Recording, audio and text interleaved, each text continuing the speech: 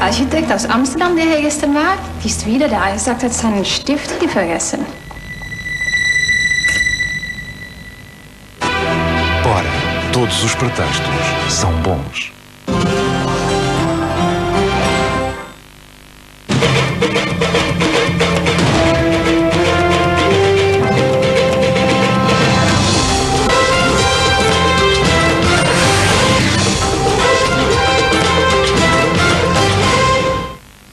Boa noite. Os 5 portugueses reféns da FLEC renovada foram, de facto, libertados. Eles tinham sido raptados há mais de 2 meses.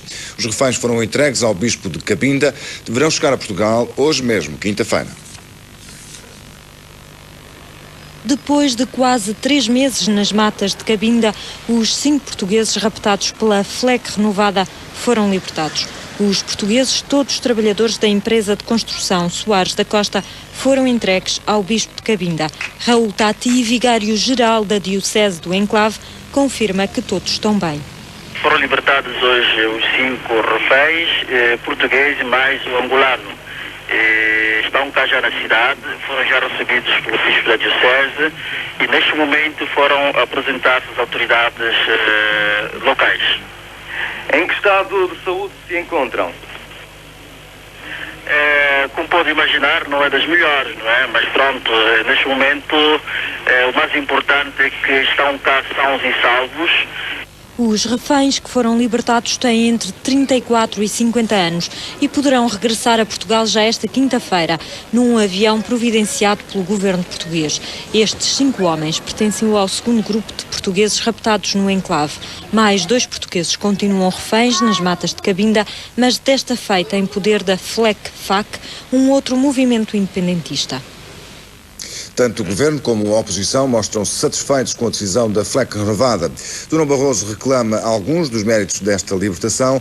O Governo agradece ao Presidente do Gabão, a organizações internacionais e à Igreja Católica.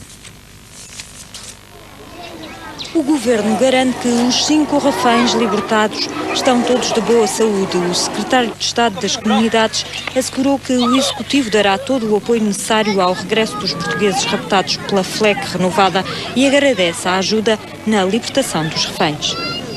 Agradecemos vivamente aos governos amigos e, em particular, ao Presidente Omar Bongo do Gabão, às organizações internacionais e agradecemos também os esforços da Igreja Católica que, com o seu empenho, tornaram possível a libertação dos reféns. Anteriormente, Durão Barroso afirmara que a FLEC renovada já lhe havia garantido a libertação dos portugueses.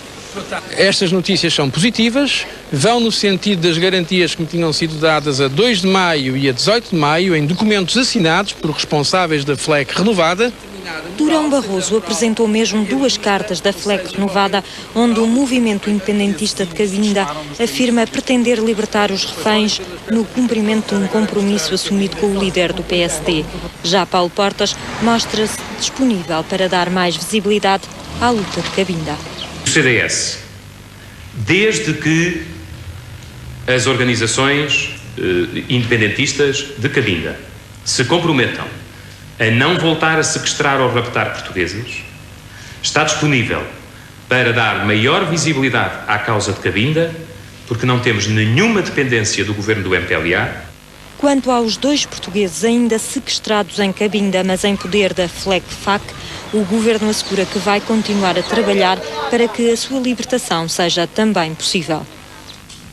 Foi encontrado um taxista morto a tiro em Braga. Estava no interior da viatura e tinha uma pistola na mão. A polícia ainda não tem certeza se está perante um caso de suicídio ou homicídio. O taxista tinha 40 anos, 2 filhas e era natural de Vila Verde. Foi neste parque atrás da Basílica de Sameiro, em Braga. Foi encontrado morto dentro do carro pelo dono de um café ali ao lado. Pôs a esplanada, abriu o bar, pôs a esplanada, pôs aqueles vasos cá fora e tudo. E o senhor sempre na mesma posição, não é? Pronto, eu cheguei a uma certa altura, vi que o senhor que me dava sinais de sair, aproximei para a beira da viatura e vi realmente 2 fotografias de uma filha e da esposa e não vi mais nada. Pronto, e vi sangue tanto na mão como na roupa. Estava assentado ao volante, curvado um bocadinho para a frente e nada mais, com um tiro no ouvido direito. E tinha a pistola na mão direita, pistola na mão direita. E a carteira ao lado com a fotografia da mulher e dos filhos, das duas filhas. Ainda não se sabe se foi suicídio ou homicídio. De qualquer maneira, esta é uma zona onde os suicídios parecem não ser novidade. Ui, tantos. Isto aqui é uma cheia de suicídios. Cada passo há aqui suicídios. Não sei porquê, não sei o que é que se mete na cabeça das pessoas, mas de vez em quando aparece aqui disto. O corpo do taxista está na morgue do Hospital de São Marcos de Braga para ser autopsiado. A Polícia Judiciária está a investigar o caso. Reforma aos 65 anos, depois de 40 anos de descontos em serviço. A ideia a avançar destina-se aos trabalhadores da função pública. É uma proposta do Governo que vai com certeza desagradar a muita gente na administração do Estado. É uma autêntica revolução no regime de reformas e procura aproximar o sistema de aposentações do Estado ao setor privado. Para já, o Ministro do Trabalho e Solidariedade garante que ainda não tem qualquer proposta em cima da mesa, mas não afasta esse cenário. Na hora da reforma, quem trabalha para o Estado e quem tem um patrão privado sente as diferenças no bolso. Um trabalhador da função pública tem direito à reforma por inteiro logo aos 60 anos de idade e com 36 anos de serviço cumpridos. Pode aposentar-se aos 65 anos, independentemente do número de anos de serviço. Mas aí, o valor da pensão é proporcional aos anos de trabalho.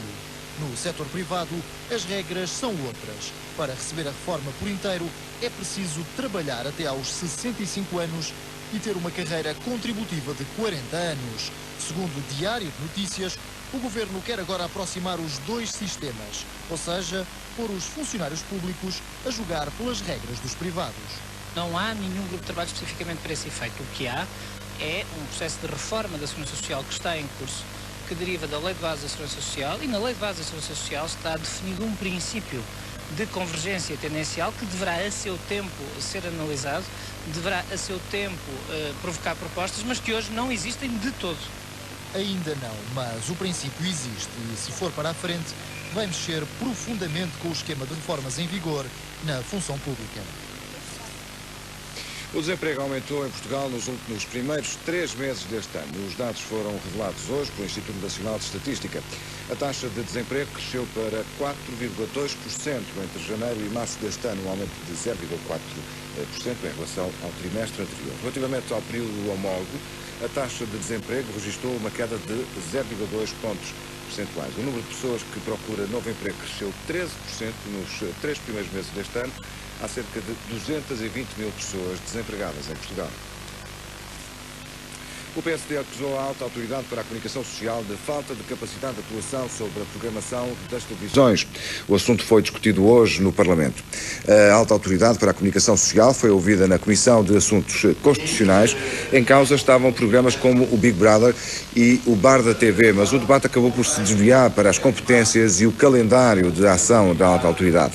Ontem, a alta autoridade para a comunicação social decidiu sancionar a TVI por imagens transmitidas há 2 meses e a SIC por um programa emitido na semana passada. Os deputados social-democratas acusaram a alta autoridade de não atuar em tempo útil.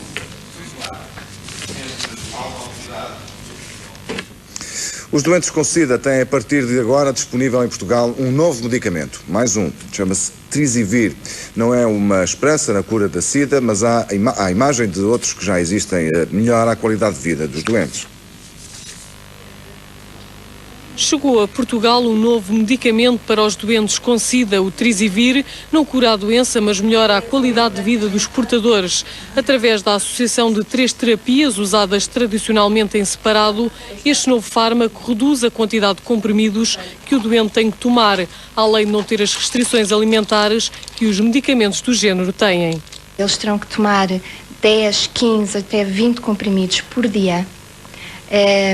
Que são esquemas terapêuticos complexos, que interferem com a vida do dia-a-dia, que são difíceis de cumprir. Isto é uma batalha para a vida. O doente tem que necessariamente tomar a medicação conforme o médico prescreveu. Cada caixa de Trisivir dá para um mês e custa ao Estado cerca de 100 mil escudos, o mesmo que os outros 3 fármacos em separado. Em Portugal há perto de 8 mil casos notificados da doença, segundo dados do Instituto Ricardo Jorge. O Trisivir é comparticipado na sua totalidade e o doente só tem acesso a ele mediante receita hospitalar. Esta não é uma nova esperança para a cura da SIDA, mas assegura a melhoria de uma vida que é uma batalha constante contra o tempo. Uma equipa de cientistas japoneses descobriu uma proteína que poderá abrir as portas à cura da doença de Alzheimer. Chamam-lhe humanina e previne a deterioração das células cerebrais. O Alzheimer é uma doença degenerativa que afeta milhões de pessoas em todo o mundo. Foi um passo de gigante na longa caminhada para a cura da doença de Alzheimer. Um grupo de cientistas japoneses da Universidade de Keio isolou pela primeira vez uma substância que previne a morte das células nervosas cerebrais nos 3 cenários genéticos que estão na origem desta doença degenerativa.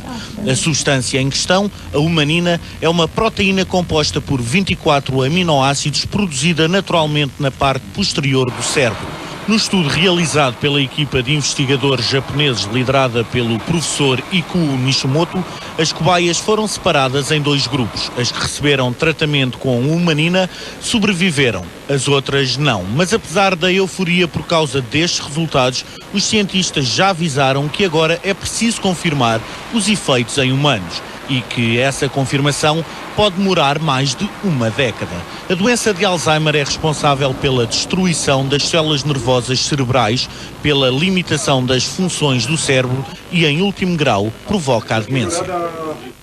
Sem razão aparente, ao início da noite, um indivíduo ucraniano entrou e provocou fortes distúrbios numa zona reservada do aeroporto de Lisboa. Com um objeto cortante, partiu vidros, destruiu uma sala e agrediu violentamente uma funcionária da TAP. A vítima foi para o hospital, mas já teve alta. Faltavam poucos minutos para as 8 da noite, quando um indivíduo ucraniano, armado com um objeto cortante, entrou numa zona reservada do aeroporto. Aí instalou-se a confusão. Pelo que a minha colega me disse, que ele lhe perguntou as horas, mas como não falava português, falava numa língua qualquer que ela não sabia, ele perguntou por sinais, fez um sinal para o pulso, ela disse que isto eu não vi, a minha colega que me contou. Ela disse que horas eram, voltou as costas e foi quando ele agarrou pelos cabelos, puxou-a pelos cabelos, mais ou menos, penso eu, nesta direção aqui, não é? Penso que mais ou menos aqui, porque a minha sala é aqui. E ele devia ter puxado por ela aqui, agarrou nela e meteu-a aqui dentro, nesta sala. E aqui nesta sala é que começou a história toda. Eu, quando passei, vi a colega já a ser agredida pelo senhor. Tentei chamar a polícia, fui a correr chamar a polícia porque não havia polícia. E quando vou correr a chamar a polícia, a minha colega conseguiu desprender-se do fulano, como não sei, e pede-me socorro. E eu levei-a, mas a minha colega estava num estado muito mau e foi uma coisa muito má, muito feia, que eu estou muito nervosa, não consigo descrever. Vim agora do hospital, tapei a minha colega, como ela tinha muito sangue e estava a perder muito sangue, tapei-a, pensei que o golpe era no pescoço e que era muito profundo, então tapei-a com o meu casaco. A vítima sofreu vários cortes na cara e foi transportada de imediato para o Hospital de Santa Maria. Os funcionários dizem que o agressor já permanecia no aeroporto há alguns dias e terá perdido um avião por estar alegadamente embriagado. O agressor já foi detido e vai permanecer nos calabouços do Comando-Geral da PSP de Lisboa até ser presente a tribunal. A vítima já teve alta. Um caso que revolta os trabalhadores do aeroporto que se queixam da falta de segurança. Ainda há 3 dias, 2 funcionárias que se dirigiam para o parque automóvel a poucos metros do aeroporto foram assaltadas, agredidas e vítimas de uma tentativa de violação. O líder dos palestinianos convidou esta noite Israel a voltar à mesa das negociações para discutir a paz. Israel diz que só volta a negociar quando os palestinianos baixarem as armas. Ao início da noite, 2 foram os próprios israelitas quem pôs fim ao cessar-fogo declarado há 24 horas. 24 horas depois de ter declarado o cessar-fogo, Israel volta a pegar em armas. O alvo é a vila palestiniana de Beit Jalá. A umas escassas centenas de metros fica Giló, um bairro judeu construído em solo ocupado por Israel durante a Guerra de 67. E se para os israelitas Giló é apenas mais um bairro dos subúrbios de Jerusalém, para os palestinianos é um pedaço da Cisjordânia que querem de volta. A curta distância entre Beit Giló faz dos colonos judeus um alvo fácil para os atiradores palestinianos. E foi o que aconteceu esta tarde. Este homem foi atingido por uma bala disparada pelos snipers palestinianos quando saía de casa. Os soldados israelitas devolveram o ataque. O líder dos palestinianos foi recebido hoje pelo presidente francês Jacques Chirac e a partir de Paris fez um convite que tem como destinatário principal Israel. Arafat quer reunir outra vez todos os países que participaram na última cimeira entre israelitas e palestinianos em outubro do ano passado em Sharm el-Sheikh. E os israelitas impõem como condição o cessar-fogo palestiniano. Aconteceu algo de surpreendente na República Dominicana. Um grupo de homens armados atacou um quartel do Exército. Aconteceu na cidade de Navarrete, no norte da República Dominicana. O grupo armado atacou um quartel da cidade e pôs-se em fuga tão depressa como chegou. A polícia ainda perseguiu o grupo, disparou vários tiros para o ar, para intimidar, mas recebeu uma resposta na mesma moeda, a tiro. Resta saber o que pretendia este grupo de homens e porquê que atacou o quartel. Ninguém reclamou o atentado, não houve feridos. A polícia não conseguiu deter ninguém.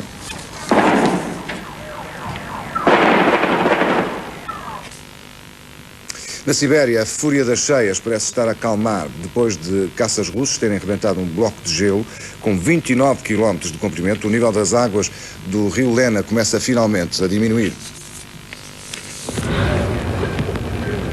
5 mortos, 2 desaparecidos e milhares de desalojados.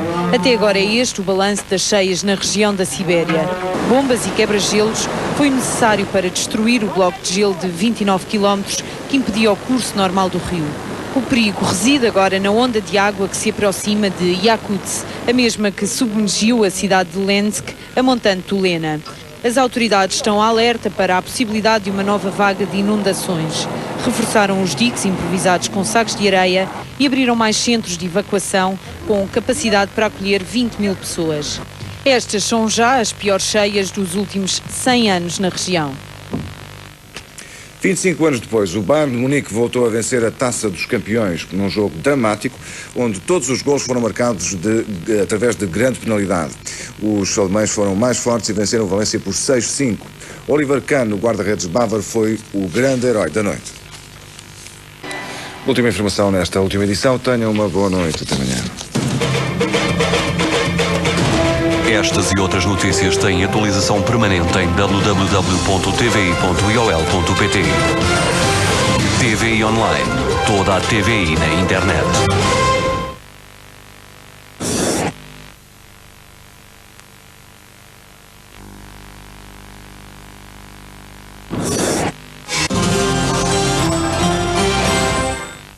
As Palavras que Nunca Te Direi é um filme Ótimos. Este programa é patrocinado por Adivinha de quem? Telecel Vodafone. Citroën C5.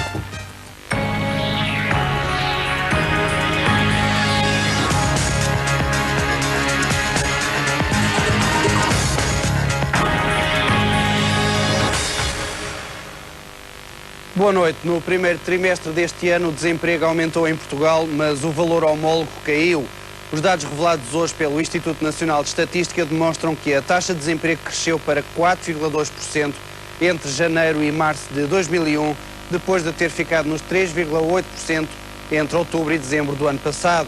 Relativamente ao período homólogo, a taxa de desemprego registrou uma queda de 0,2 pontos percentuais. O número de pessoas que procura novo emprego cresceu 13% nos 3 primeiros meses do ano. Atualmente há cerca de 220 mil portugueses sem emprego. O euro atingiu hoje o valor mais baixo do ano face ao dólar. O trambolhão aconteceu pouco depois de conhecido um disparo na inflação alemã de maio. A manutenção das taxas de juros do Banco Central Europeu só veio aumentar os receios do mercado. A taxa diretora da zona euro vai continuar nos 4,5%. Era o que os analistas esperavam da reunião do Banco Central Europeu, mas mesmo assim o euro voltou a cair face ao dólar. A moeda americana chegou hoje a valer 235 escudos, sobretudo porque a decisão do BCE pode confirmar os piores receios do mercado. Quando baixou as taxas de juros no princípio do mês, O Banco Central justificou a medida dizendo que a médio prazo os preços iam começar a baixar. Mas se desta vez não avançou com novos cortes nas taxas, isso pode querer dizer que a inflação na zona euro, afinal, não está controlada. É um cenário que voltou hoje a ser confirmado pela maior economia da Europa. Segundo dados previsórios, em maio, na Alemanha, a inflação atingiu o valor mais alto dos últimos 8 anos.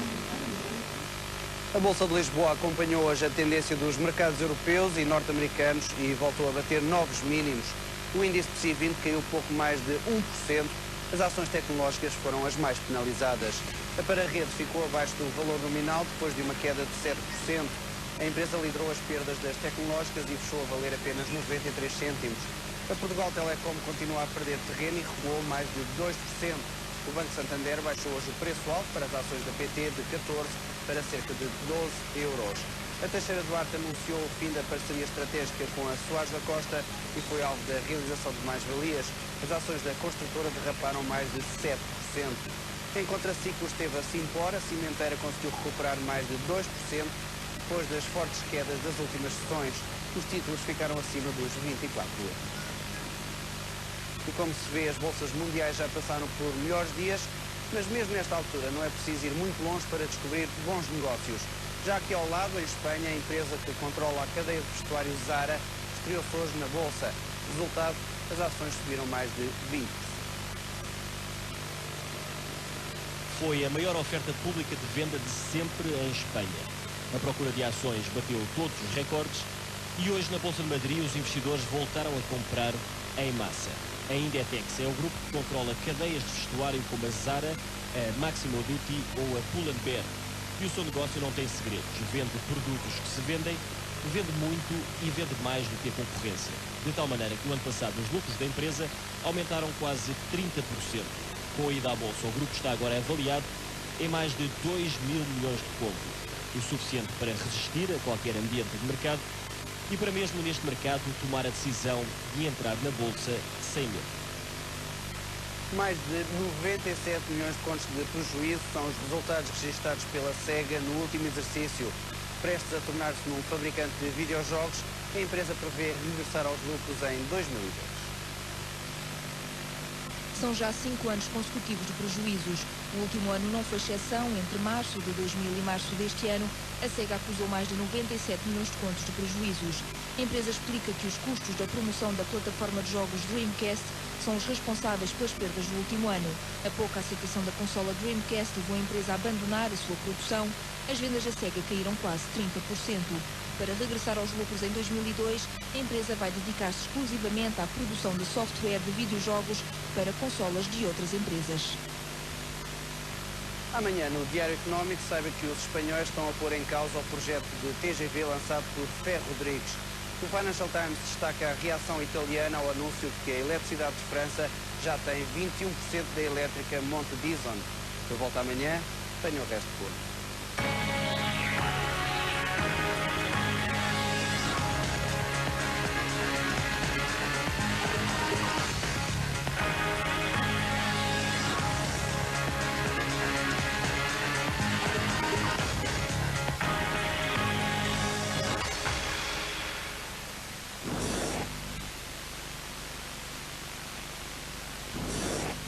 Este programa é patrocinado por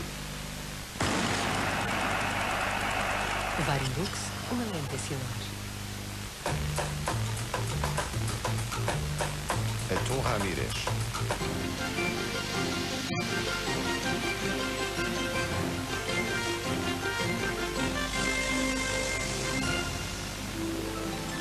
Para quinta-feira, a previsão do estado do tempo aponta para céu pouco nublado, embora temporariamente muito nublado no litoral a norte do Cabo Carvoeiro durante a madrugada e manhã.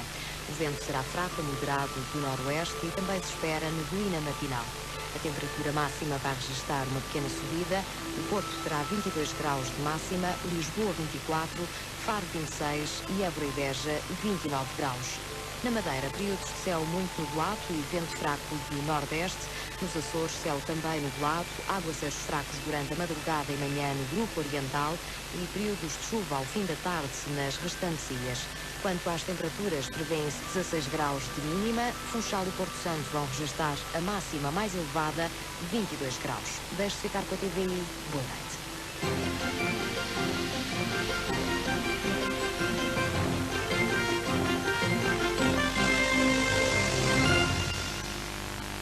Este programa foi patrocinado por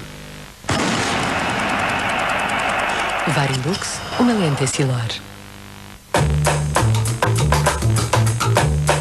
Atum Ramírez.